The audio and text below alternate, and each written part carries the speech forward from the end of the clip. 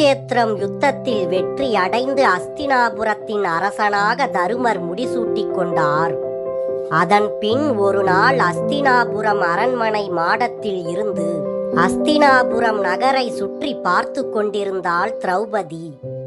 அப்போது அஸ்தினாபுரம் நகரில் ஒரு சில ஆண்கள் மட்டுமே காணப்பட்டனர். அங்கு விதவைகளே அதிகமாக இருந்தார்கள்.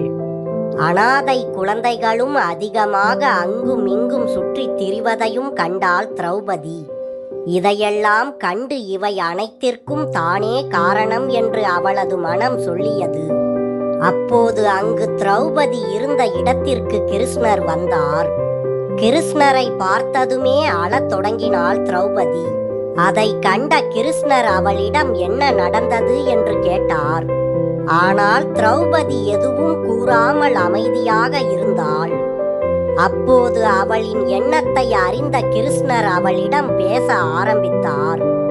கிருஷ்ணர் திரௌபதியிடம், திரௌபதி, விதி மிகவும் கொடூரமானது. நாம் நினைப்பது போல அது வேலை செய்யாது. நம்முடைய செயல்கள், பேச்சுக்கள், சிந்தனைகளுக்கு ஏற்றபடி விதி அதன் போக்கில் அதனுடைய செயல்களை செய்கிறது. அது முடிவுகளையும் மாற்றுகிறது. நீ கௌரவர்களை பழிவாங்க வேண்டும் என்று நினைத்தாய். அதில் நீ வெற்றியும் பெற்றாய். துரியோதனனும் துச்சாதனனும் மட்டுமல்ல, அவர்களை சார்ந்திருந்த கௌரவர்கள் அனைவரும் மடிந்துவிட்டனர். இப்போது ஏன் நீ வருத்தத்துடன் இருக்கிறாய்? இப்போது நீ மகிழ்ச்சியாக இருக்க வேண்டும் என்றார் கிருஷ்ணர். அதற்கு திரௌபதி கிருஷ்ணரிடம், நீங்கள் என் காயங்களை ஆற்ற வந்தீர்களா அல்லது அதன் மேல் உப்பு தூவ வந்தீர்களா என்றாள். அதற்கு கிருஷ்ணர், திரௌபதி, உண்மை நிலையை உனக்கு உணர்த்தவே நான் இங்கு வந்துள்ளேன். இவையெல்லாம் உனது தொலைநோக்கு பார்வையற்ற செயல்களின் விளைவு என்பதை உனக்கு உணர்த்த வந்துள்ளேன் என்றார். இதை கேட்ட திரௌபதி கிருஷ்ணரிடம், அப்படியானால் இந்த குருச்சேத்திர போருக்கு நான் தான் முழு பொறுப்பா என்று கேட்டாள். அதற்கு கிருஷ்ணர், திரௌபதி, இந்த போருக்கு நீ மட்டுமே காரணம் என்று கருதாதே. ஆனால் நீயும் இந்த போருக்கு ஒரு காரணம் என்றார். உன் செயல்களில் நீ கொஞ்சம் தொலைநோக்கு பார்வையை கொண்டிருந்தால் நீ இவ்வளவு துன்பங்களை அனுபவித்திருக்க மாட்டாய் என்றார் கிருஷ்ணர். கிருஷ்ணர் இவ்வாறு கூறியதை கேட்ட திரௌபதி, ஆனால் நான் என்ன செய்திருக்க முடியும் கிருஷ்ணா என்று கேட்டாள்.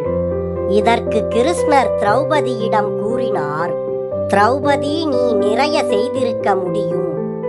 உனது சுயம்வரம் நடந்த போது நீ கர்ணனை அவமானப்படுத்தாமல் போட்டியில் கலந்து கொள்ள அவனுக்கு வாய்ப்பளித்திருந்தால் ஒருவேளை முடிவு வேறு ஏதாவதாகவும் இருந்திருக்க கூடும். அதன் பிறகு குந்தி உன்னை தனது 5 மகன்களுக்கும் மனைவி ஆக்கும்படி கட்டளையிட்டாள். அப்போது நீ அதை ஏற்றுக்கொள்ளாமல் இருந்திருந்தாலும் முடிவு வேறு விதமாக இருந்திருக்கும். அதன் பிறகு நீ உன் அரண்மனையில் பார்வையற்றவரின் மகன்கள் குருடர்கள் என்று துரியோதனனை அவமானப்படுத்தினாய். அவ்வாறு நீ சொல்லாமல் இருந்திருந்தால் நீ மானபங்கப்பட்டிருக்க மாட்டாய். அப்போதும் ஒருவேளை சூழ்நிலைகள் வேறு விதமாக இருந்திருக்கும். நம் வார்த்தைகள் கூட பல நேரங்களில் பல விளைவுகளுக்கு காரணமாகிவிடும் திரௌபதி. பேசுவதற்கு முன் உன் ஒவ்வொரு வார்த்தையையும் யோசித்து சிந்தித்து யாருடைய மனமும் காயம் அடைந்து விடுகிறதா என்று பார்த்து பேசுதல் வேண்டும்.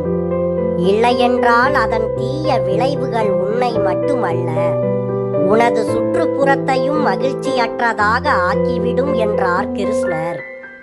இப்போது திரௌபதியின் மனம் தனது தவறை சிந்தித்தது. பின் சிறிது ஆறுதல் அடைந்து அமைதியானாள் திரௌபதி. மனிதனின் பற்களில் விஷம் இல்லை, ஆனால் பேசும் வார்த்தைகளில் விஷம் கக்கும் ஒரே விலங்கு இந்த உலகில் மனிதன் மட்டுமே. எனவே வார்த்தைகளை நாம் அறத்துடன் பயன்படுத்த வேண்டும். யாருடைய மனதையும் புண்படுத்தாதபடி நாம் சிந்தித்து பேச வேண்டும். நல்லதை நினைத்து நல்லதை பேசி நல்லதை செய்தால் விதி நல்லதை நடத்தி கொடுக்கும்.